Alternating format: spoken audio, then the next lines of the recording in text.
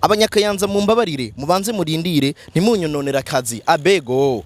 Ariko hari vyakurikiye inyuma yuko kiriko akiri yabaye involved yahise akora rino sanamu aho yabwiye buno butumwa DJ Paul. Iyi video ndayigize kubera DJ Paul. DJ Paul muri yo dossier njewe sindimo. Sinumva impamvu ugenda ugira ibiganiro uvuga ko njewe ntarezwe.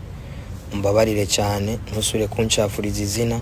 Nta munsi numwe ndakuburira indero, nta munsi numwe njewe ndaza ngo ndakubwire nabi.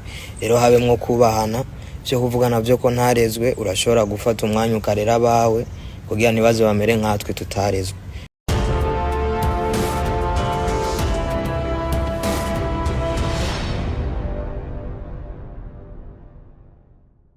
Abarundi nibo bayamaze bati akimuhana kazi imvura ihise kandi ngo amazi masabano ntamari imvyiro. Nikaze nshuti mukunzi bigane bica kuri Indundi TV ngo ndarugwe mwaramutse canke mwiriwe bivanye naho hereye muri kano kanya uri kuradukurikirana ino yitwa Friday Hits News. Friday Hits News ni uzozora ishikirizwe na Jenny and the Real aho nzoza ndakuyabira amwe mu makuru ari karavugwa ku rubuga ngurukano menye nabagiye batandukanye mu bitandukanye hatandukanye. Rero mu baririmbyi urazi yuko bariho naje kuguha imbere yuko twinjira muri Saturday morning kwisamiriza Indundi Culture ni ngombwa kugira ngo ndaguhe Friday Hits News. Nikaze ukabiri mushasha utarakora subscribe yikore ariko kandi ukamaze kuyikora cyo kugira ngo nabandi bashikigwe n'ibikorwa bibera hano kuri Indundi TV. Nitwa and the Real, the one and only Nikaze kandi.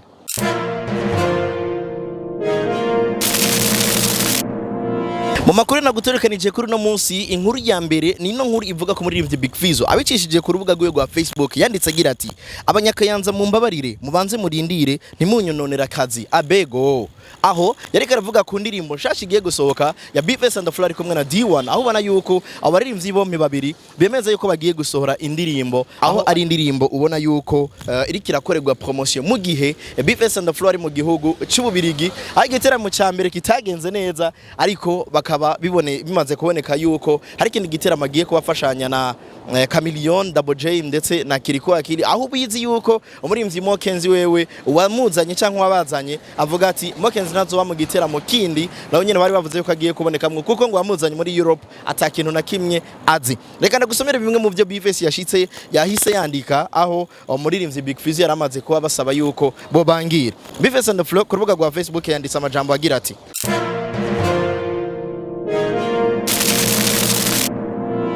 Big Fizzo aramanitsa amaboko igisabo ciwe tugikorereko canke kama mbaya iwe mbaya shirako emoji z'imiriro turabe #imuhira Bifes and D1 #wakayanza. Aho ndetse muri commentaire bamwe mu bantu bahashitse bandika ano majambo somehow ari funny ariko somehow menga rimwe kuri banditse bagira bati uno yitwa Ivardo bayubaha yagize ngo ntambabazi kuko namwe muri Bruxelles ntambabazi babagiriye ko zo kubitaba. Uwundi nawe yahise agira ati yo shiramwe akazi kabakazi. Uwundi yagize ati angusha mbaya iwe mbaya usiogope. Elizeo yagize ati mubwira ati guma hamwe mugwanire ikibuga. Bamwe bibajije bati mbega vy'ukuri Big Fizzo yoba kwabaye gutinya yoba ari karasaba yuko batosohora kuko D1 mwakino gihashushe indirimbo yose yumvikanyemwe bari hit song canke Bifes and the Flow nawe mu ndirimbo agenda arumvikanamwe mwakino gihe ubona yuko zigenda zirafatisha. Bamwe biyumviriye bati yoba aragakino kugira ngo abantu batire attention bave mu bisamaza kugira ngo abantu bijukire kuguma baharirira umuziki w'u Burundi. Mbega nawe ni kubibona canke ni kuvyumva imuhira ya Bifes and the Flow na D1 uritegure kuyishikana ku rugezo rumeze neza canke uritegure kuyishigikira wari urindiriye collabo y'abo bantu babiri bose bava mu ntara ya Kayanza. Angusha comment yapo tujue hama tugende n'inkuru ikurikira.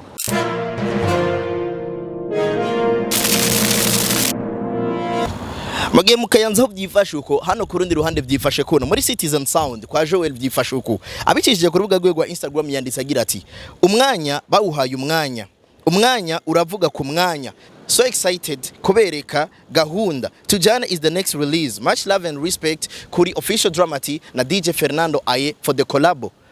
Warumaze imisi wumva neza yuko umuhinyanyuzi Joel Hutton agiye kuzana indirimbo nawe agasohora indirimbo nkuko twagiye turabona nibindi byuko agiye muri label ya Brice Melody. Tukiri kwa Joel nyene muri ya post urana yuko Dramati yaciye akoroka muri commentaire aho yaciye agira ngo you amazing ku bintu ukora aho yaciye arenza ko na emoji y'umuriro. Joel nawe akaba yamwishuye ngo love and respect you bro. tukiri kwa Joel nyene muri iyo post urana yuko Dramati yaciyaza aho yaciyaja muri commentaire yandika ano majambo agira ati you amazing ku bintu ukora acarenza ko na emoji y'umuriro ariko Joel yaciye amwishura ati love and respect you blood aho ubona neza yuko yaciye ashirako emoji y'umutima utukura. Troizo we yagize ngo yomba piga dance tune nice tune by the way acarenza ko na emoji ya fire. Urabizi neza yuko bano basore nabo Rap Boy na Troizo hari makuru nakubwiye yuko umwe atakibarizwa mu gihugu cy'u Burundi aho ndetse benshi bace bibabaza bati mbega bo bigiye kuborohera yuko batangura kuduha makuru ari yaduo nyene canke baduha umuziki ari yaduo nyene tukaronka makuru tubavuga ko ari babiri carimwe canke tugiye kuza turabona umwe ku ruhande ariko Joel nawe ntiyastanzwe aho yaciye ashira muri commentaire agira ngo #tujane is the title produced by me directed by John Elliot's new music video coming soon. Urumva neza yuko Joel yikoreye umuziki hama John Elliot acakora ubuhinga bwiwe mu kuzana amasana mameze neza umuhinyanyuzi w'indirimbo zitabona w'umwaka ndetse n'umuhinyanyuzi w'indirimbo zibona w'umwaka bagiye gukora collaboration ku ndirimbo imwe. Inkuru yacikurikira ivuga gute yoyo haravugwa intambara.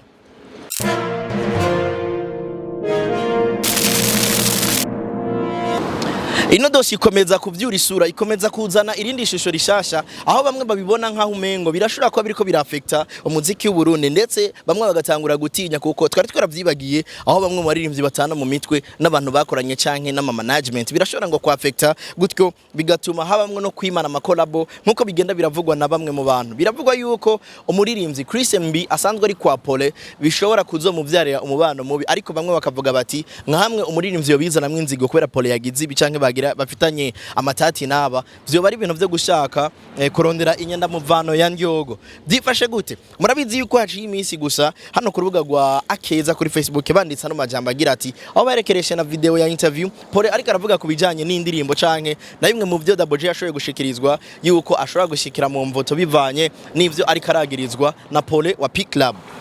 Paulin ku rubuga rwa Facebook rwa Akeza bamushize ko video aho banditse nano majambo bagira bati gusohora indirimbo yanje projet narihiye amahera nkashiramwe uburyo bwinshi atavyonzi ni agasuzuguro.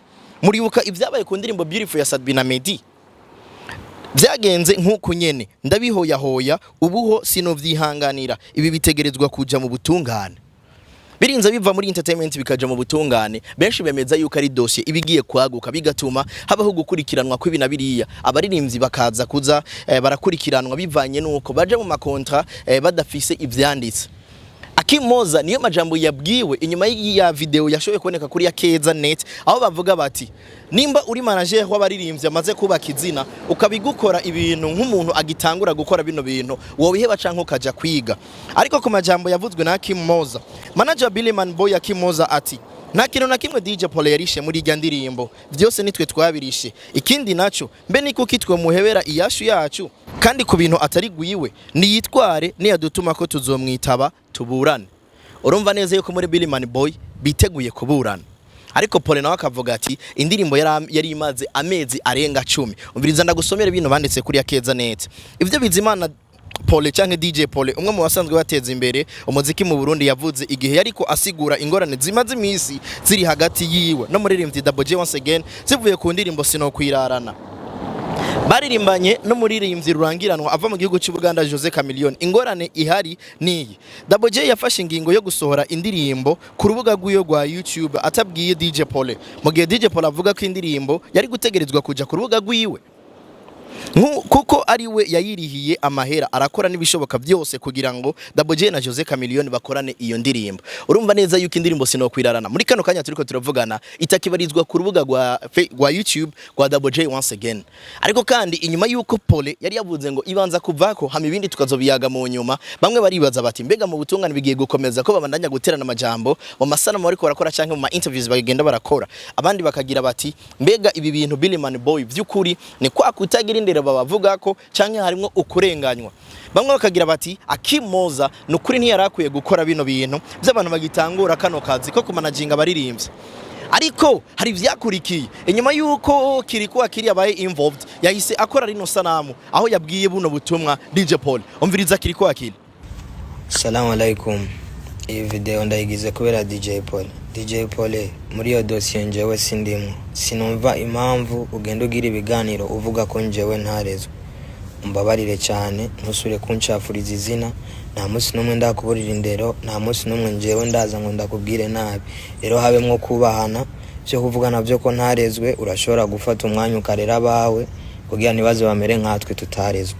Ivyo navyo byo kudutera ubwoba ngo iki niki, twebwe mu Burundi dutegerezwa kugaruka kubera ko ni wacu, niho twavukiye, muri rusango ubuzima bwacu niho bwatanguriye. Umbabarire cyane, njewe sindi mu bantu batinya abantu, ibyo kubahana ndimwo ariko ivyo gutinyana sindimwo. Merci.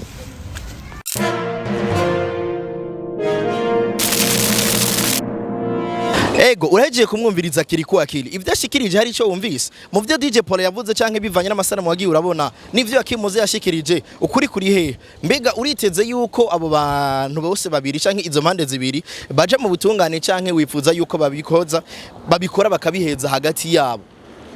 Biratangaje cyane kubona hama amatati atamwaka wijana atabana bariye batanye mu mitwe bivanye n'indirimbo uko nakuriye, ariko kandi biravugwa ati DJ Paulin ko iri kari waguma garuka mu matati n'abaririmbyi, hari wagize ati jewe namukuye ko amaboko kuva mbonye ivyo bagiriye mbi data, abandi bakagira bati DJ Paulin nukuri azobamara kuko ugerageje kuraba nta rukundo akunda abaririmbyi ahubwo abashaka ko profi. Nawe ni kuvyibaza uvyibaza gutandukanye nuko bamwe bagenda barabivuga uvyumvira kwiki cyumviro cyo muri commentaire, ariko kandi aya nayandi twagiye turavuga ico yiyumvira ko hama uce tubwira mbega amakuru wifuze ko tukuzanira na yahe mu kiganiro cyacu gikurikira. Je nitwa Lenzo Real, ino ni Indundi TV, behind camera yitwa Marcel.